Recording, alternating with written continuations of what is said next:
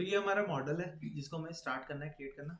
अब ये किस चीज़ का मॉडल है वो हम देख सकते हैं कि एक ऑयल किन जो होती है हमारी उसकी डमी है, उसकी डिटेल दे रखी है, हमें टॉप व्यू दे रखा है, ये फ्रंट व्यू दे रखा है और ये हमें साइड व्यू दे रखा है।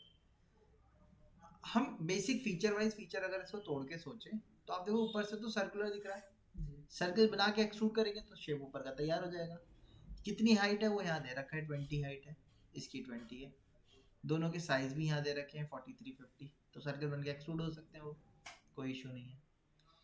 नीचे का जो शेप की अगर हम बात करें तो वो ऊपर से देख के हमें पता चला एक रेक्टेंगल है, फ्लैट लगा हुआ है 150/80 का, और उसको एक्सट्रूड कितना करना है हमें 180 एक्सट्रूड कर देंगे रेक्टेंगल को बना के तो भी हमारा काम हो जाएगा। तो ये ऊपर का शेप और ये नीचे का शेप में तो हमें कोई दिक्कत नहीं है। दिक्कत किधर आएगी अब हमें, यहाँ आएगी। हाँ 46 वाला जो सेगमेंट है, ये जो सेगमेंट है आपका ये कैसा है, ओवल शेप आ रहा है इस तरीके से, है ना, इस शेप में हमें प्रॉब्लम आएगी। तो इस शेप के लिए हम लॉफ्ट कमांड का इस्तेमाल करेंगे, क्योंकि अगर मैं रेक्टेंगल बना के एक्सट्रूड करूंगा तो भी मेरा काम नहीं चलेगा, अगर मैं ऊपर से सर्कल बना के एक्सट्रूड करूंगा तो भी काम नहीं चलेगा। रिवॉल्व फीचर भी नहीं लग सकता है यहाँ, स्वीप फीचर भी नहीं लग सकता है यहाँ, तो यहाँ इकलौता जो लास्ट फीचर रह गया वो हमारा कौन सा, लॉफ्ट। सो लॉफ्ट कमांड जो इस्तेमाल होता है वो इस्तेमाल ही होता है अलग अलग क्रॉस सेक्शन शेप्स को मिला के एक कंबाइन 3D शेप बनाने के लिए।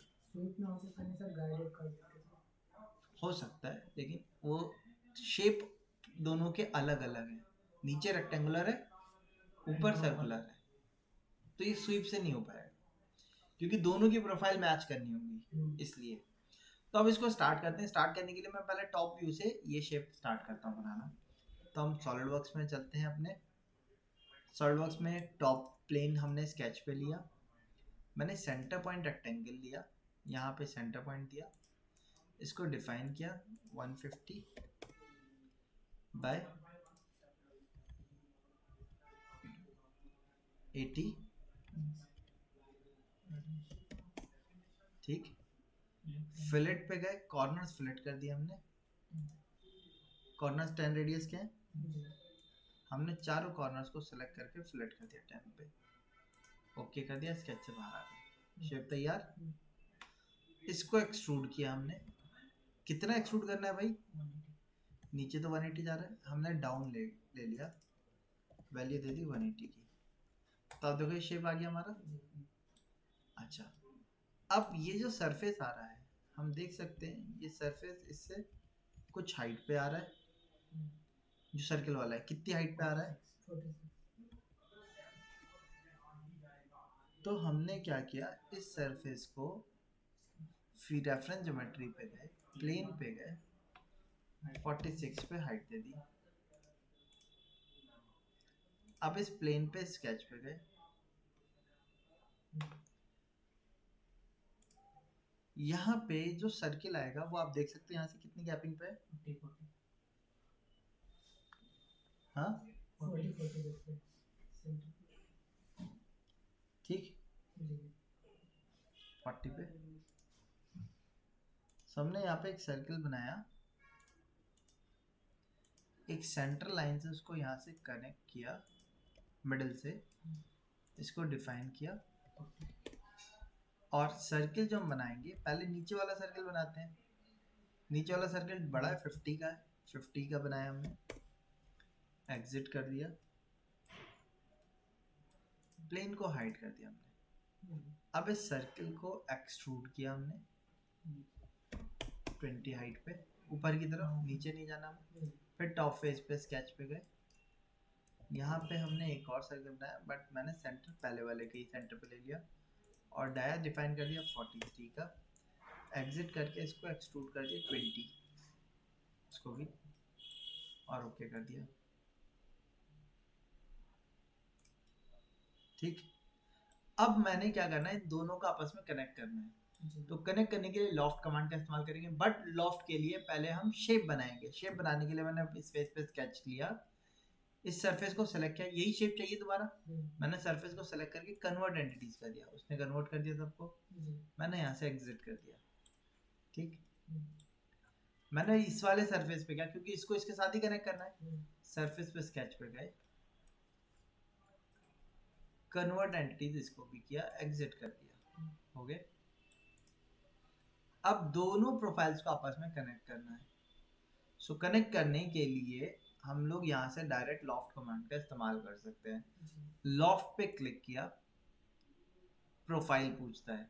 प्रोफाइल में आपने जो शेप बनाया 2D शेप जिनको आपस में आपको कनेक्ट करना है, आप उन शेप्स को सिलेक्ट करोगे। जैसे मैंने पहले को सिलेक्ट किया, फिर मैंने दूसरे को सिलेक्ट किया। आप देखो क्या दोनों को कनेक्ट कर रहा है या नहीं कर रहा, लेकिन क्या ये शेप प्रॉपर आ रहा है कनेक्शन के बाद या नहीं आ रहा? जैसा हमें चाहिए था, हमें चाहिए था इस तरीके से घूमता हुआ, तो वो तो नहीं आ रहा।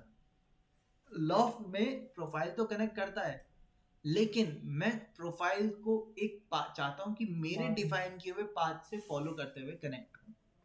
ऐसा करने के लिए मैं अभी करता हूँ एस्केप। मैंने अभी लॉफ्ट नहीं किया। अब मैं क्या करूंगा, पहले यहाँ पे अपना पाथ बनाऊंगा जिसके मैनर में हमें कनेक्ट करना हो। वो पाथ कैसा चाहिए, उस पाथ को अगर आप यहाँ पे ध्यान से देखोगे तो ये कर्व दिख रहा होगा आपको, एक ये है और एक ये है, दोनों कर्व अलग अलग है। ये कर्व एक्चुअल में क्या कर रहा है, ऊपर वाली प्रोफाइल को इस प्रोफाइल से कनेक्ट कर रहा है। सेम यहाँ पे भी ऊपर वाली प्रोफाइल को नीचे वाली प्रोफाइल से कनेक्ट कर रहा है, यही है। सो मुझे एक कर्व को एक कर्व से दोनों को कनेक्ट करना है, ठीक। सो ऐसा करने के लिए हमने यहाँ से प्लेन लिया, फ्रंट प्लेन। फ्रंट प्लेन ही क्यों ले रहे हैं, क्योंकि फ्रंट प्लेन ही एक ऐसा प्लेन है जो दोनों को क्रॉस करके बीच में से जा रहा है ना। फ्रंट प्लेन ही है ऐसा। अगर मैं टॉप प्लेन की बात करूं तो टॉप प्लेन बीच में से आ रहा है, इसमें मैं अपने वाले गाइड्स नहीं बना सकता। राइट में बात करूंगा, राइट प्लेन इस वाली प्रोफाइल से तो पास होगा, लेकिन इधर से पास नहीं होगा। तो फ्रंट प्लेन ही इकलौता ऐसा प्लेन है जो कि दोनों के बीच में से क्रॉस होकर पास होगा। तो फ्रंट प्लेन पे राइट क्लिक करके स्केच पे गए, स्पेशल लाइन ली, और स्पेशल लाइन को आपने कनेक्ट करना है कॉर्नर टू कॉर्नर, फिर एस्केप कर देना है। वापस से स्पेशल लाइन ली, कॉर्नर से कॉर्नर को, ये ध्यान रखेंगे, और एस्केप, ठीक।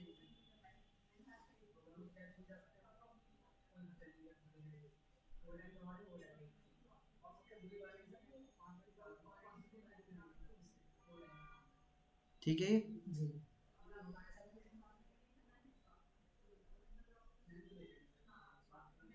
अच्छा,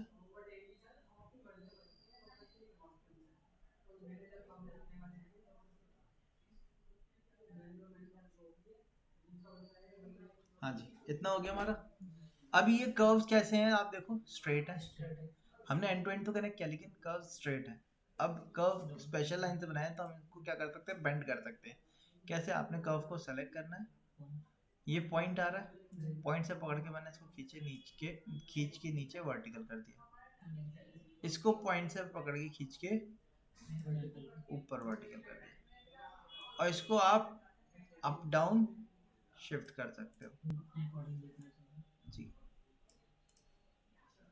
अब मैंने दूसरे को इसी तरीके से रखा,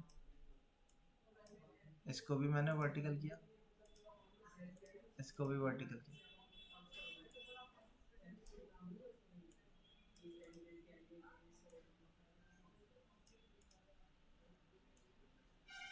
ठीक, बना दिया हमने, एग्जिट किया। अब इन दोनों को सेलेक्ट करके लॉफ्ट नहीं करना है, याद रखना। बाहर क्लिक किया, लॉफ्ट पे गए, हमने प्रोफाइल सेलेक्ट करी, ये इसके साथ लॉफ्ट करना है। फिर इसके बाद यहाँ गए, गाइडेड कर्व, और गाइड को सिलेक्ट किया। हमेशा याद रखिएगा गाइड को एंड टू एंड टच करना चाहिए, क्योंकि वो तभी गाइड कर्व के तौर पे एक्ट करेगा। अगर वो प्रोफाइल के आगे पीछे ऊपर नीचे कनेक्ट होगा तो नहीं काम करेगा। कर्व, आपका गाइड कर्व इस कर्व से स्टार्ट होना चाहिए और दूसरे वाले कर्व पे जाके एंड होना चाहिए। अब मैंने इसको सेलेक्ट किया, सेलेक्ट करूँगा क्योंकि दोनों एक ही स्केच में बने हुए, तो यहाँ से आपको बताना होगा कि भाई ये कर्व जो है, क्या यही सेलेक्ट करना है ना हमें, हमने इस ग्रीन कलर पर टिक कर देना है। तो आप देखो इधर का कर्व तो सही आ रहा है। अब मैंने दूसरे गाइड कर्व को यहाँ पे गया और यहाँ पे सेलेक्ट किया, और सेलेक्ट करके इसको भी ओके किया। तो आप देखो एक तरफ से तो इस तरीके से बनाएगा और दूसरी तरफ से इस तरीके से लेके चलेगा, सही है। इतना करने के बाद आपने इसको ओके कर देना है। तो अब देखो हमारा शेप लॉफ्ट के कम से तैयार तो हो गया। अच्छा, अब नीचे अगर मैं देखूंगा तो नीचे भी एक राउंड कट फिलेट लग रहा है। सो बॉटम पे फिलेट कमांड पे गया, रेडियस बताया 5 और नीचे भी फिलेट दे दिया हमने, ओके कर दिया। स्केच को हाइड कर देते हैं, जरूरत नहीं है। देन यहाँ पे साइड में कट लग रहा है, डेप्थ कितनी है 5, हाइट कितनी है 100। तो मैंने साइड प्लेन पे स्केच लिया, रेक्टेंगल लिया, corner point rectangle, first corner यहाँ दिया, सेकंड कॉर्नर इधर दिया। ये डेप्थ कितनी है 5, ये हाइट कितनी है 100, और यहाँ से इसकी हाइट आप देख सकते हो कितनी है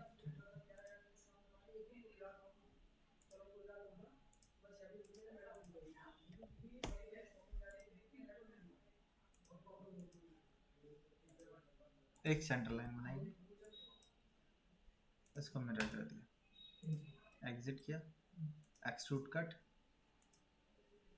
अप टू नेक्स्ट, ओके कर दिया। तो अब देखो इतना शेप तैयार हो गया।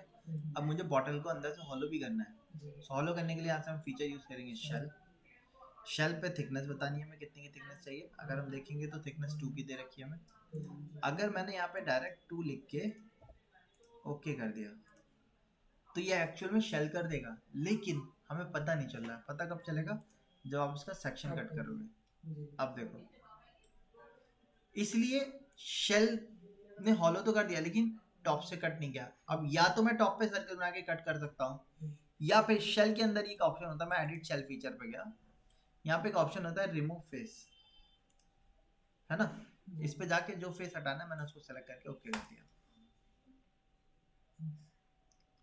सो देखो इतना शेप तैयार हो गया हमारा, क्लियर है यहाँ तक। आज यहाँ तक रखेंगे, कल इसके ऊपर कर्व्स वगैरह जो बबल्स हैं वो चीज देखेंगे। इसके बेसिस पे ये शेप बन जाएगा। इन्हीं के बेसिस पे और ड्राइंग्स हैं मैं देता हूँ अभी, उनको आप ट्राई करेंगे।